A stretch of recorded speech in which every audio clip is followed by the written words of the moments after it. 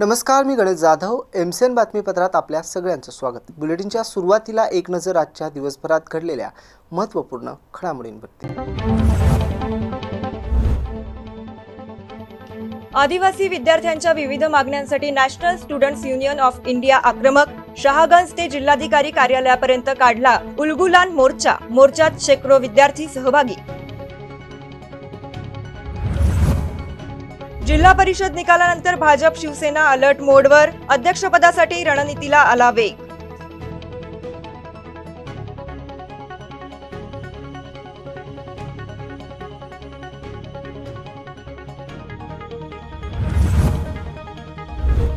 महापौरांचे शांत स्वागत तर उपमहापौरांसाठी तब्बल 19,000 किलो गुलालाची उधळण. छत्रपती संभाजीनगरात उपमहापौरांचे स्वागत की शक्ती प्रदर्शन? शहरवासियांना पडलाय प्रश्न.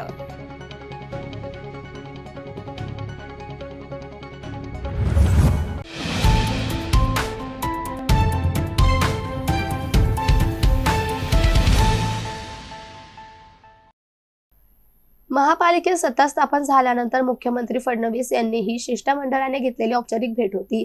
यावेळी मुख्यमंत्री फडणवीस यांनी नवनिर्वाचित पदाधिकाऱ्यांचं अभिनंदन करत मतदारांनी मोठा विश्वास दाखवत जबाबदारी तुमच्या खांद्यावर टाकली आहे, शहराच्या सर्वांगीण विकासासाठी प्रामाणिकपणे काम करा असं मार्गदर्शन केलं. यावेळी इतर मागास बहुजन कल्याण मंत्री अतुल सावे, खासदार डॉक्टर भागवत कराड, आमदार संजय केनेकर, आमदार नारायण कुचे, शहर अध्यक्ष किशोर शितोळे यांच्यासह इतर भाजप पदाधिकारी उपस्थित होते.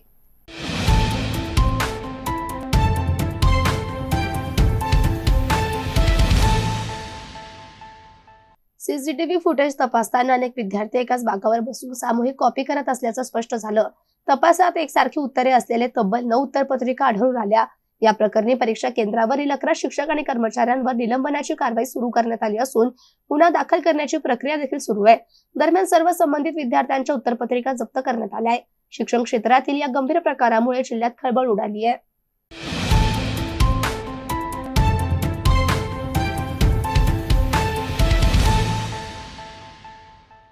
सध्याच्या निकालानुसार भाजपला 23 जागा मिळाल्या असून एका पुरस्कृत सदस्यासह त्याचे एकूण संख्याबळ 24 झाले, तर शिंदे सेनेला 22 जागा मिळाल्या आहेत.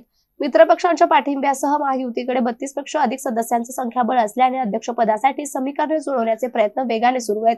दरम्यान पंचायत समिती निवडणुकीत मात्र भाजपाला फटका बसल्याचं दिसून आलंय. अनेक ठिकाणी शिंदे सेना सर्वाधिक जागांसह आघाडीवर असून सत्ता स्थापनेसाठी हालचाली सुरू झाल्या आहेत. जिल्हा परिषद अध्यक्षपद कोणाच्या वाट्याला जाणार याकडे आता सर्वांचं लक्ष लागलं असून पुढील काही दिवसात राजकीय घडामोडींना वेग येण्याची शक्यता आहे.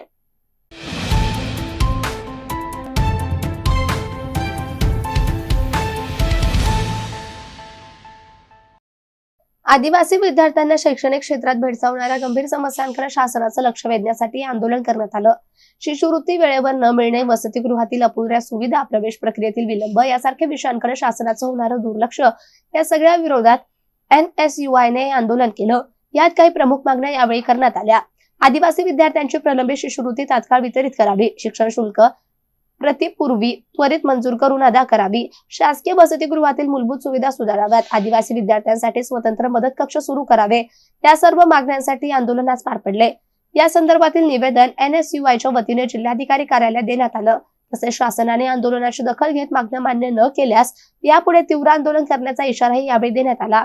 या आंदोलनाला NSUIचे पदाधिकारी, कार्यकर्ते तसेच विद्यार्थ्यांची मोठ्या संख्येने उपस्थिती होती.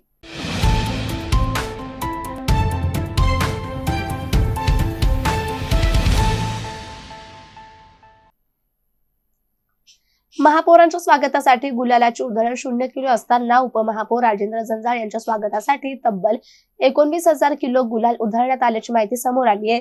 विशेष म्हणजे हा गुलाल 3 ट्रक भरून उधळण्यात आला. या गुलालामुळे अनेक ठिकाणी रस्ते अक्षरशः लाल झाले होते. परिणामी वाहन चालकांना घसरडे रस्ते, धुळीचे ढग आणि दृष्टीआड होणारी परिस्थिती याचा सामना करावा लागला. काही ठिकाणी वाहतुकीवरही याचा परिणाम झाला. स्वागत सोहळ्यादरम्यान शहरातील 11 ठिकाणी JCBच्या साह्याने मोठमोठे हार घालून जंजाळ यांचं स्वागत करण्यात आलं. या भव्य स्वागत सोहळ्यामुळे राजकीय शक्ती प्रदर्शनाचा संदेश देण्याचा प्रयत्न झाल्याची चर्चा रंगली आहे.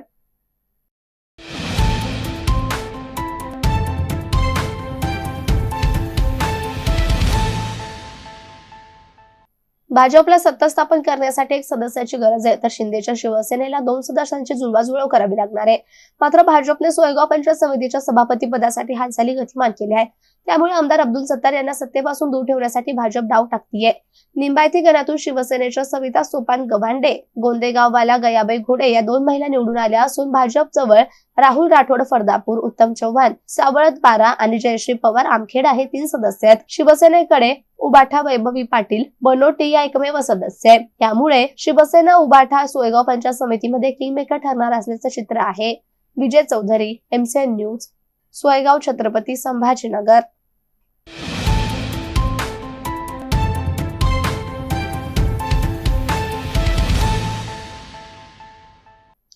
संस्थेच्या वतीने उभारण्यात आलेल्या सभासद कल्याण आणि कर्ज संरक्षण विमा निधीतून हेमावती रणजवे यांना 12 लाखांचा धनादेश संचालक मंडळाच्या वतीने प्रदान करण्यात आला. यावेळी संस्थेचे अध्यक्ष किरण पवार, उपाध्यक्ष पैठण हैदर खान, हुसेन खान, सचिव राजेश्वर कुलकर्णी, कार्यलक्ष्मी संचालक आणि लिपिक अनिल बिसे, संचालक मनोहर शिंदे उपस्थित होते. तसेच आनंद विद्या प्राथमिक शाळेचे मुख्याध्यापक गणेश मालोदे, सहशिक्षक दत्तात्रय मुसळे, नितीन शिंदे आणि कपिल रणजवे यांचे सासरे काशीराम कावळे यांची उपस्थिती होती. संस्थेच्या उपक्रमामुळे कठीण प्रसंगी सभासदांच्या कुटुंबाला दिलासा मिळत असून पतसंस्थेच्या सामाजिक भूमिकेचे सर्वत्र कौतुक होत आहे.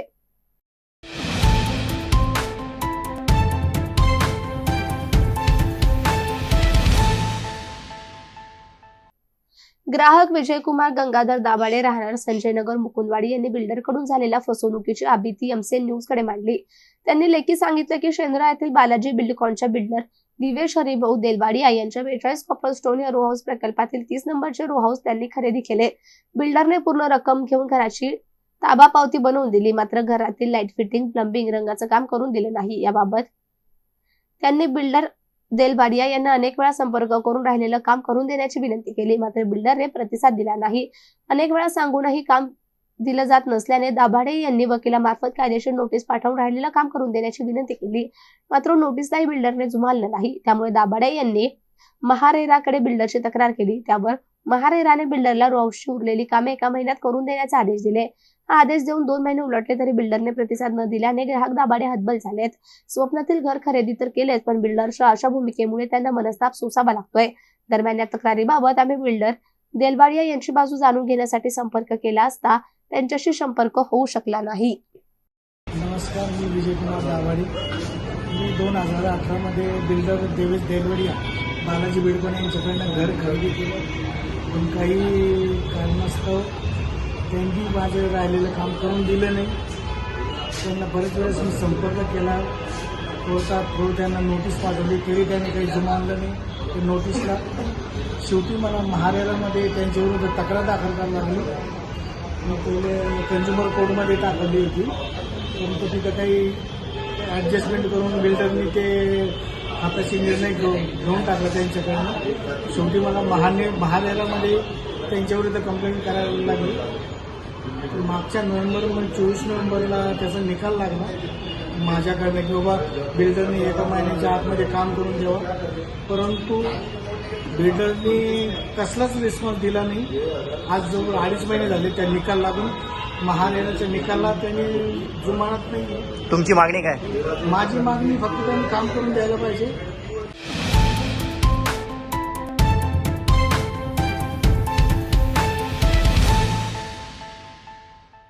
दाभड गावाजवळ नांदेड नागपूर महामार्गावर गावकऱ्यांनी रोखल्याने दोन्ही बाजूची वाहतूक पूर्णतः ठप्प झाली आहे. तब्बल 1 तासापासून हे आंदोलन सुरू असून महामार्गावर वाहनांच्या लांबच लांब रांगा लागल्या आहेत. वारंवार होणाऱ्या अपघातांमुळे अनेक कुटुंबाचे संसार उद्ध्वस्त झाले असून तात्काळ भुयारी मार्गाची मागणी गावकरी करतायत. Shriram Motarge, MCN news, Nanded. हिंगोली राष्ट्रीय महामार्गावर नांदेड पासून जवळ असले दाभड, बामणी, शेलगाव या तिन्ही गावाला कोणत्याही पर्यायी मार्ग न देता साधा सर्व्हिस रोड देऊन अत्यंत दुर्दैवी घटनेला या ठिकाणी आम्हाला त्या ठिकाणी परवानगी दिल्यासारखं शासनाने केलेलं आहे. या तिन्ही गावाला पर्यायी मार्ग दिला असता तर आमच्या जीवाला जीवित हानी झाली नसती. आणि या 15 दिवसामध्ये दाभड येथील 2 महिला या ठिकाणी या रस्त्यावर ये जा करते वेळेस दहन होण्याच्या साधनासाठी नेहमी शेताकडे येण्या जाण्यासाठी जावं लागते.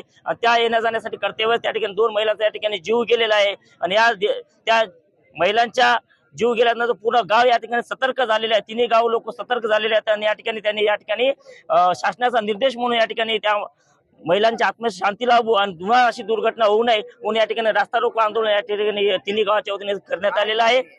मागणी एकच आहे की या तिन्ही गावाला पर्यायी मार्ग म्हणून बामणी किंवा शेलगाव दाबड या तिन्हीचा मध्यस्थान म्हणून या ठिकाणी भुयारी मार्ग त्या ठिकाणी आम्हाला देण्यात यावा आणि आमची ही मागणी लवकरात लवकर पूर्ण करावी, अन्यथा तिन्ही गावाच्या वतीने मोठं आंदोलन या ठिकाणी करण्यात येईल आणि सर्व तिन्ही गावं मिळून या ठिकाणी एकत्र येऊन आमचा जो संसार आहे या राष्ट्रीय महामार्गावर या ठिकाणी आम्ही नक्कीच मांडणार, जर लवकरात लवकर मांडणी नाही झाली तर. याबरोबरच हे बातमीपत्र संपलं.